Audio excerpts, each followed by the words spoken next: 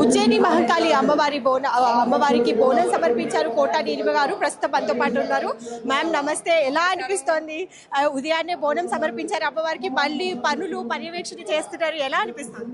మా అదృష్టం అమ్మవారికి సేవ చేసుకోవడానికి, అలాగే భక్తుల సేవ చేసుకోవడానికి ఇది మా అదృష్టం.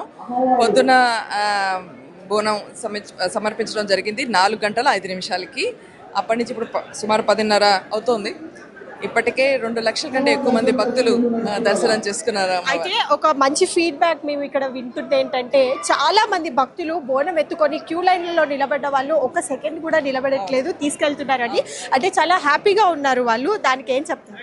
ఇప్పుడు ఎవరైతే నేను కూడా బోనం తీసుకెళ్తాను కదా, సో మహిళలాగా నాకు కూడా తెలుసు ఏ రకమైన వసతులు ఉండాలి, ఫెసిలిటీస్ ఉండాలి, ఎలా ఉంటే మహిళలకి బోనాలు తీసుకెళ్తున్న మహిళలకి ప్రాబ్లం లేకుండా ఉంటుంది అని తెలుసు. అలాగే మా ఎండోమెంట్ మినిస్టర్ కొండ సురేఖ గారు, మా ఇన్ఛార్జ్ మినిస్టర్ పొన్నం ప్రభాకర్ గారు ఎన్నోసార్లు ఈ విషయం గురించి, బోనాలు తీసుకొస్తున్న మన ఆడబడుచులకి ఏ రకమైన కష్టం ఉండకూడదు అనే మాట చాలాసార్లు వాళ్ళు ఒత్తిడి చేసి చెప్పడం జరిగింది. కాబట్టి వాళ్ళకి క్యూ లైన్స్లో ఉన్నా కూడాను వాళ్ళని, అంటే క్యూ లైన్ మూవ్ అవ్వకపోతే వెంటనే వాళ్ళని ఓపెన్ చేసి, మధ్యలో ఎన్క్లోజర్స్ ఉన్నాయి వాటిని ఓపెన్ చేసి వెంటనే వాళ్ళని విడిగా తీసుకెళ్తాం. అయితే కొన్ని పండుగలు, కొన్ని సాంప్రదాయాలు ప్రభుత్వాలకు అతీతంగా, అంటే ప్రభుత్వాలకి సంబంధం లేకుండా జరిగే పనులు. సో ఇలాంటి వాటిల్లో కూడా మీరు చాలా పాజిటివ్గా అండ్ భక్తుల నుంచి కూడా చాలా మంచి ఫీడ్బ్యాక్ అందుకుంటున్నారు. అండ్ నెక్స్ట్ వచ్చే రాబోయే ఎలక్షన్స్ కానివ్వండి ఎలా ఉండబోతున్నాయి, అండ్ మోర్ ఓవర్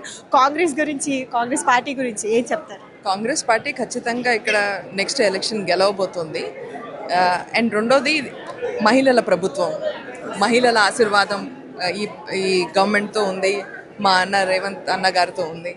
కాబట్టి కాంగ్రెస్ ఖచ్చితంగా నెక్స్ట్ గెలవబోతుంది. అమ్మవారి ఆశీస్సులు కూడా. అయితే ఎంతమంది సిబ్బంది, పోలీస్ సిబ్బంది కెమెరాలు కావచ్చు, వాటర్ ఫెసిలిటీస్ కావచ్చు, ఎలా ఉండబోతుంది?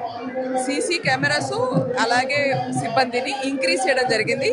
ఈ రోజున ఒక సెన్సిటివ్ రోజు కాబట్టి నేను ఈ రోజు చెప్పను ఎంతమంది అయ్యారు ఏంటి అనేది. రేపు ఖచ్చితంగా మీరు అడగండి, నేను ఫుల్ డీటెయిల్స్ ఇస్తాను.